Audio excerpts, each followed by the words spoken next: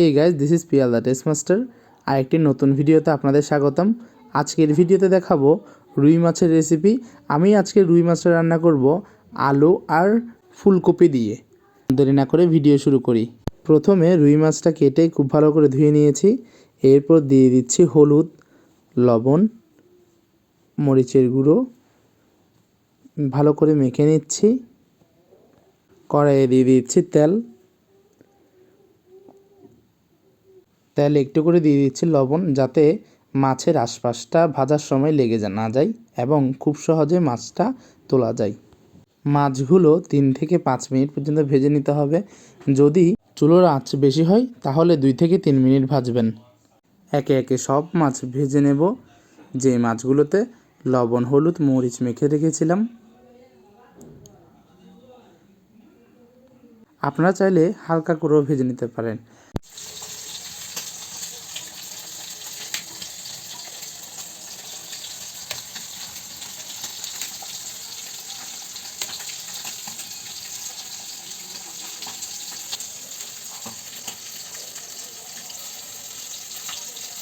মাছ ভাজতে ভাজতে এবার পেঁয়াজ কেটে নিচ্ছি, টমেটো কুচি করে নিয়েছি, আর ফুলকপিটা হাত দিয়ে ছোট ছোট করে ফুলগুলো ভেঙে নিয়েছি, পেঁয়াজ কুচি করে নিয়েছি। এবার কোনা করে কাঁচা লঙ্কা কেটে নিচ্ছি।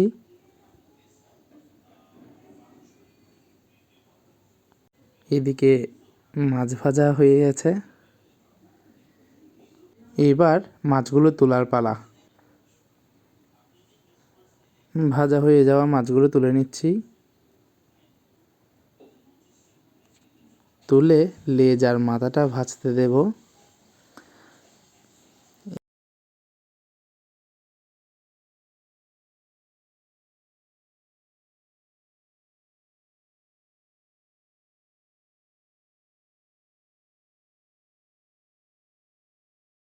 ফুলকপি থেকে হাত দিয়ে ভাঙা বড় বড় করে নেওয়া ফুলগুলো সাথে দিয়ে দিয়েছি ফুলকপির পাতা। এই ফুলকপিগুলো ভেজে নিচ্ছি। দিয়ে দিব লবণ।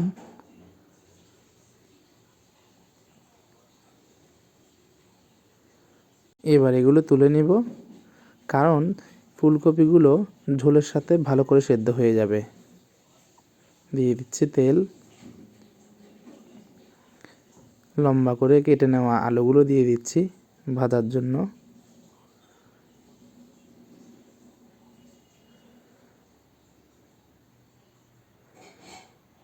লবণ দিয়ে দিয়েছি।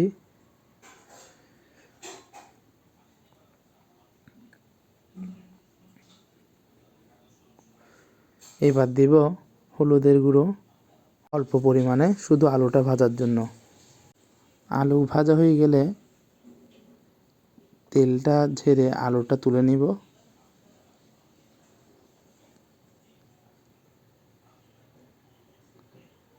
এবার সেই তেলে দিয়ে দিচ্ছি পেঁয়াজ কুচি।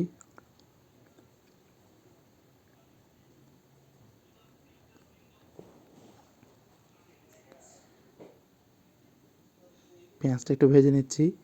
এবার দিয়ে দিয়েছি কাঁচামরিচ আর কুচি করে নেওয়া টমেটো। এবার দিয়ে দিচ্ছি হলুদের গুঁড়ো, মরিচের গুঁড়ো, পরিমাণ মতো লবণ, আপনারা আপনাদের স্বাদ মতো দিতে পারেন, জিরে গুঁড়ো, ধনিয়া গুঁড়ো। মশলাগুলোকে খুব ভালোভাবে পেঁয়াজ কুচি, টমেটো ও কাঁচামরিচের সাথে মিশিয়ে নিচ্ছি। এবার দিয়ে দিচ্ছি অল্প একটু জল। তেলটা যখন জলের উপর চলে আসবে, তারপর দিয়ে দিব ভেজে রাখা আলু ও ফুলকপি।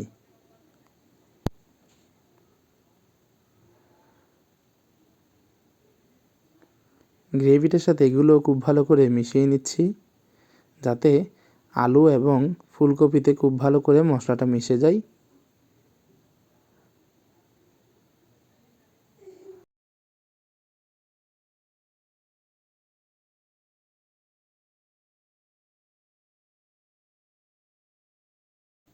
এবার সবজিগুলো খুব ভালো করে সেদ্ধ হওয়ার জন্য দিয়ে দিচ্ছি পরিমাণ মতো জল।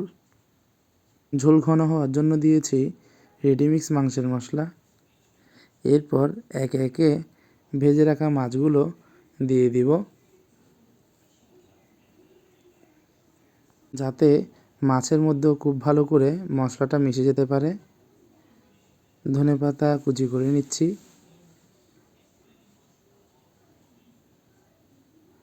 এবার দিয়ে দিব ধনেপাতা, যাতে রান্নার স্বাদ খুবই ভালো হয় আর তরকারি থেকে স্মেলটা ভালো আসে। আমাদের রান্না কমপ্লিট। এবার টেস্ট করার পালা। নিয়েছে ভাত, সাথে মাছ, বাঁধাকপি ও ছোটো মাছের তরকারি। বন্ধুরা, আমার ভিডিওগুলো ভালো লেগে থাকলে অবশ্যই লাইক করবেন, কমেন্ট করবেন, শেয়ার করবেন আর আমার ইউটিউব চ্যানেলে একটা সাবস্ক্রাইব করবেন।